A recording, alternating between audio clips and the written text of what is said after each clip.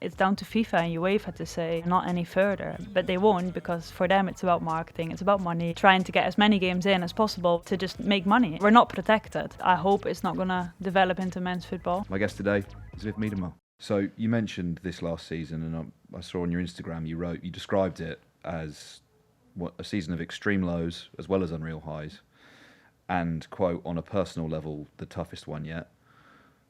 How much of that is the stuff you just spoke about, in relation to football, i.e. injuries to you and Beth?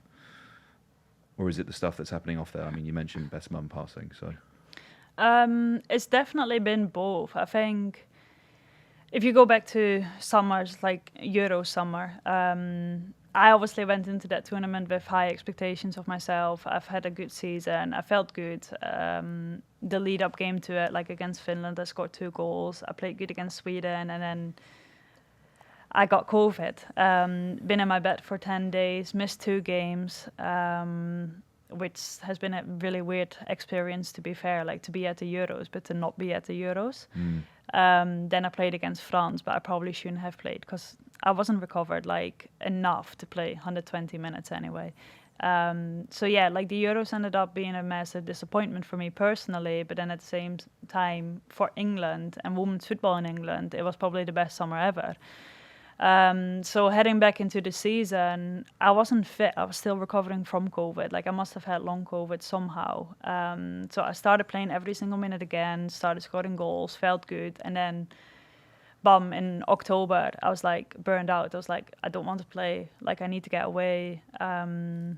Pulled out of national team in the October camp and said to Jonas and the club, I was like, it's been too much. Like I need time to recover and switch off. So I went home for a weekend, got back into training and playing, and the same thing just happened. Like I started playing, I didn't enjoy it, I got really tired, and I was like, in November, I was like, no, like I need to get away, which I took quite literally because I went to Australia. I booked a flight on the Friday night and I left on the Monday morning. So as far as you can get, isn't it? Yeah.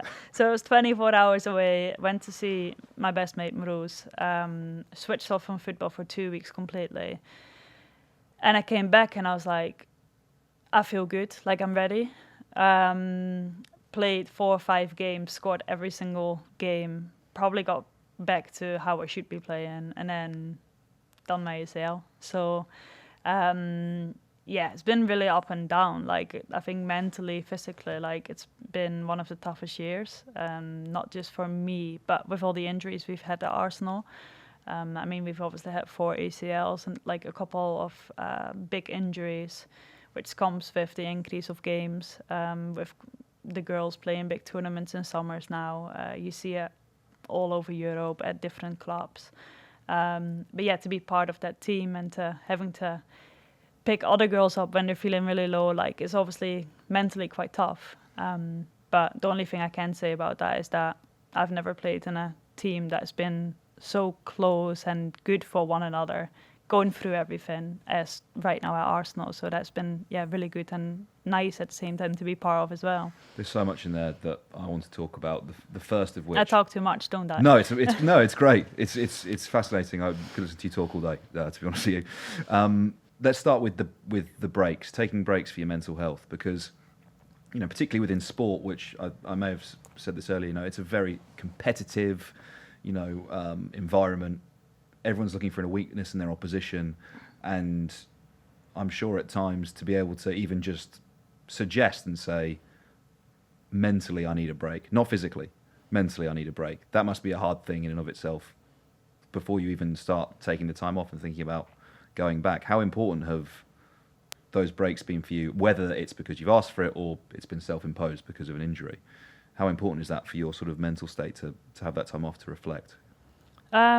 It's honestly the most important thing. Like I know that me as a player, like I've been quite fortunate over the last couple of years to be able to say like, okay, I need, because I've done it before, and I probably will have to do it again. But I've been quite fortunate with me being me that clubs and national teams were willing to help me out. And then the moment I got back and I felt fresh again, Like my level is obviously high enough to then just return to play and be in the team again. So I've never felt like, which is good, I've never felt like anyone has used it against me, which is, I think, is a really important thing. I do understand, though, from a lot of other girls' point of view, like if you're close to playing but not always playing, you don't want to take 2 or 3 weeks off, because the moment you come back, you're scared you're not going to play. And that's where, obviously, as you say, like in a competitive environment, it's very difficult to look after yourself. The only thing that I want to advise people is like, please do so, because I've not done that in the past, and it's led me to a lot of different emotions and difficulties off the pitch that led to like panic attacks, obviously depression, and like I don't want to let it come that far again. Like I know myself now. I know when I need to break and say stop. It's enough. I need my time away, and I've learned that over the years. Which again, I probably don't fully understand myself yet, because, well, I'm pretty sure I don't. But yeah, just to starting to understand myself, like I know it's really important for me to be open and honest about that. And the moment that like someone would not be able to give that to me, would also mean that I would probably have to move into like a different environment. And has setting those boundaries helped you with, well, for example, depression or panic attacks? Being able to say, that's my limit, I know where it is, I'm not going past it. It's helped. Yeah, no, definitely. I think along the way, like you find ways to deal with situations a lot better. Like, you know, okay, I've done this last time, it didn't work, so I need to adjust it. Or like, oh, I have done this last time and it worked. So I think past experiences can help you not fall into the same rhythm, or like change how you feel about things and start getting them under control a lot earlier. I also, again, do think that within football, within sports, and like society in general, mental health is still such a big issue. Like it's something that you don't really want to be open about or like speak about too much, because it can be used against you. So like we need to start creating a safer environment, like within everywhere, for people to say like, I'm not okay, or like I do need help, or I have been struggling with like anxiety, panic, like it's okay. So one of the things that I'm obviously quite close with and like have been speaking out about as well. But yeah, like we need to start accepting that the pressure we do put on players is so much these days, with social media, with fans, with sold out stadiums now, that it's not just leading to big injuries, but it's also leading to people having mental health issues. How much of this is to do with the sort of demands of the sort of the season, the schedule, the calendar? Because you mentioned it earlier, right? Really demanding domestic season, European tournaments, domestic tournaments, before we even start talking about the international game and those big summers, you know? And really, unless you do have, well, it's not actually that rare, quite a lot of people are having these catastrophic injuries. Without them, there's not much of a break. How much of what the women's game is going through, or the female players are going through, is to do with that schedule, do you think? I mean, it says enough that the injuries have increased over years while the games have been increased. When I started playing football professionally, like I went from having 20, 30 games a season to now playing, if I play every single game, I'll probably hit 60, 65 games. With that comes that the game around us, so like obviously like medical teams, clubs, national teams, they've not had the time and the capacity to develop with the new schedule.